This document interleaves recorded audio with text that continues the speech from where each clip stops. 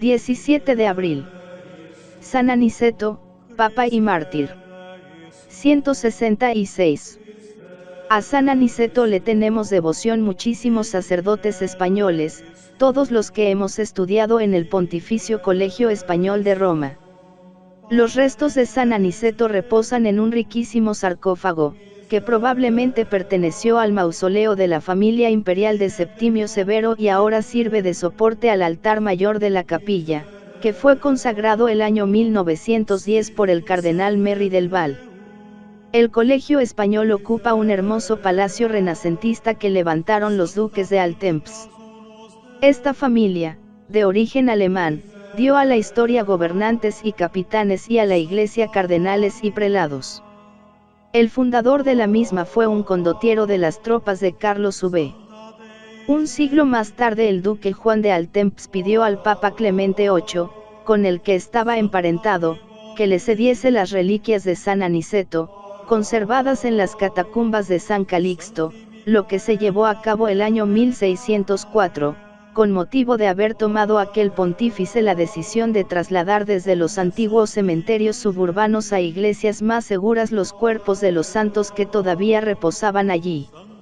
El piadoso duque hizo labrar una riquísima capilla, exornándola con mármoles y decorándola con pinturas alusivas al martirio del Papa San Aniceto. A finales del pasado siglo la familia de los Altemps había decaído y su palacio pasó a propiedad de la Santa Sede.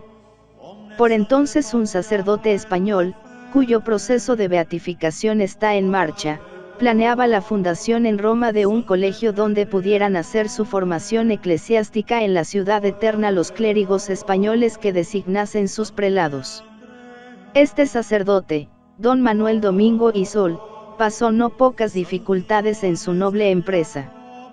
Tras unos años difíciles, en que recorrió con su grupo de colegiales varios edificios romanos, mereció que el mismísimo Papa le prestase su apoyo, y León XIII le cedió en 1894 el Palazzo Altemps. Y aquí empieza la relación de los sacerdotes españoles con San Aniceto. En el gran fresco que decora la bóveda de la capilla el pintor diseñó la apoteosis del Santo Glorioso, que, rodeado de barrocas guirnaldas de ángeles como amorcillos, extiende su capa pontifical mientras sube a lo alto. Yo siempre quise ver en este gesto un símbolo de su protección al colegio. Y también debió verlo y experimentarlo el propio Mosén Sol, quien en circunstancias apuradísimas para la reciente fundación prometió que una lucecita habría de brillar perennemente, noche y día, cabe su sepulcro. En mis tiempos de alumno siempre la vi arder, y alguna vez yo mismo la aticé. Cuando posteriormente he estado en Roma la luz seguía luciendo, aunque ahora fuese una bombillita eléctrica. Y he pensado a veces si todos los papas, aun aquellos que figuran en el martirologio, tendrán la dicha de que ininterrumpidamente brille una lámpara de amor y gratitud bajo su tumba. San Aniceto, patrón del Colegio Español de Roma, sí la tiene. ¿Quién fue San Aniceto? Pocas noticias nos ha legado la historia de este glorioso papa.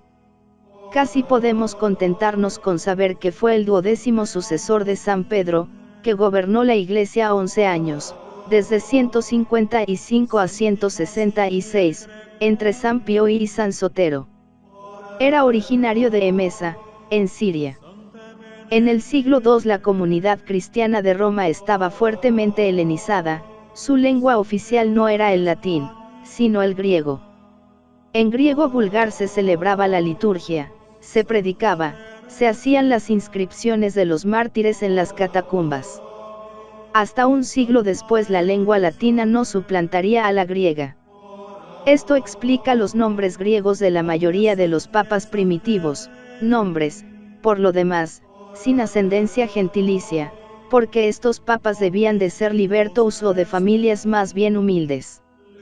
Sus nombres revelan cualidades o rasgos, los que les caracterizaron antes de la manumisión: Aniceto, Sotero, Calixto. El invencible, el Salvador, el hermoso. Estos personajes oscuros, pero eficientes, conocían la responsabilidad de su cargo y supieron llevar a buen puerto, entre borrascas y tempestades, la barquilla de la Iglesia. Hasta comienzos del siglo IV todos los papas dieron su vida por la fe. Ascender al pontificado era sentar plaza de candidato al martirio. En aquel entonces la situación legal del cristianismo seguía siendo enormemente precaria.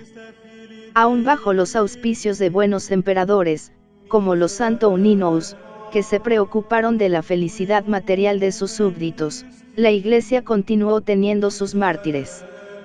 Bajo el mismo Marco Aurelio, 161 a 180, el emperador filósofo, no hay cambios sensibles.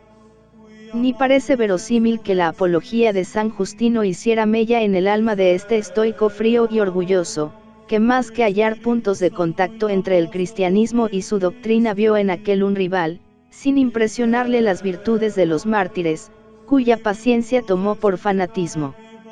A la vez que el imperio desenvainaba la espada contra la Iglesia, los escritores atacaban con la pluma.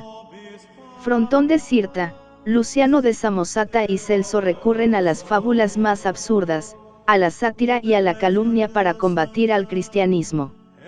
Y, sin embargo, la resistencia oficial del Imperio Romano y la ofensiva de sus letrados no era tan peligrosa para la Iglesia como la lucha interna que tuvo que sostener contra las incipientes herejías, agrupadas bajo el nombre común del gnosticismo. Toda la literatura del siglo II nos da la impresión de que los cristianos viven en una atmósfera de batalla, ya sean apologetas o controversistas. En efecto, la Iglesia reaccionó vigorosamente. A los escritores paganos no les faltaron objetantes cristianos.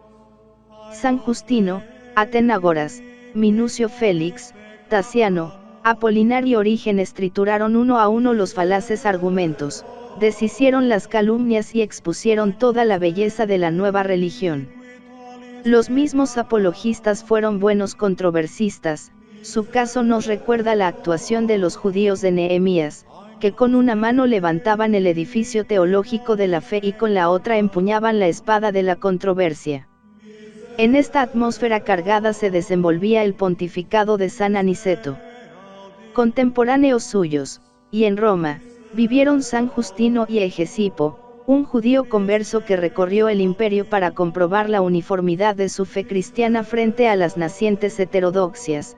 A él debemos la anécdota que nos ha transmitido Eusebio sobre la venida de San Policarpo a la ciudad eterna.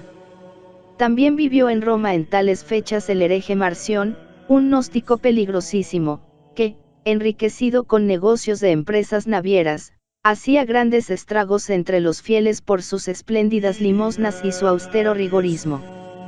Pero nunca pudo engañar a los auténticos representantes de la jerarquía. Y cuando viene a la capital del imperio San Policarpo, para tratar con San Aniceto el problema de la fecha de la Pascua, encuentra a Marción casualmente, que con cinismo le pregunta: ¿me conocéis?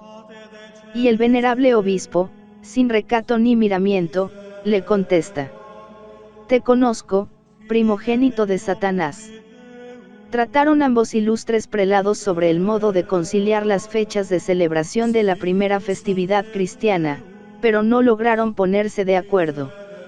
El obispo de Esmirna, con más de 85 años, había emprendido el penoso viaje a Roma para conferir con el cabeza de la Iglesia Universal. Él seguía la tradición legada por San Juan, al que alcanzara a conocer en vida y de quien se proclamara como heredero, y en Roma se seguía la tradición de San Pedro. No se encontró solución al grave asunto, que, en realidad, no sería resuelto hasta el Concilio de Nicea. Pero ambos santos se mantuvieron unidos, y, como señal de la caridad no rota, San Aniceto invitó a San Policarpo a celebrar la Eucaristía en presencia de la comunidad romana. Y así se despidieron en paz el uno del otro. Fue realmente mártir San Aniceto. La expresión de que se sirve el liber pontificalis resulta insólita. Dice Ovid Martyr, murió mártir, en vez de martirio coronatus, coronado con el martirio. La tradición constante de los martirologios habla del martirio y suele señalar como fecha el 17 de abril, Y en cuanto al lugar de su enterramiento, si alguno habla del Vaticano, también es fuerte la tradición de haber sido inhumado en el que después se llamaría Cementerio de Calixto, panteón normal de los primeros papas. De aquí, como se dijo, pasaron sus reliquias a la capilla del Palazzo Altemps en 1604.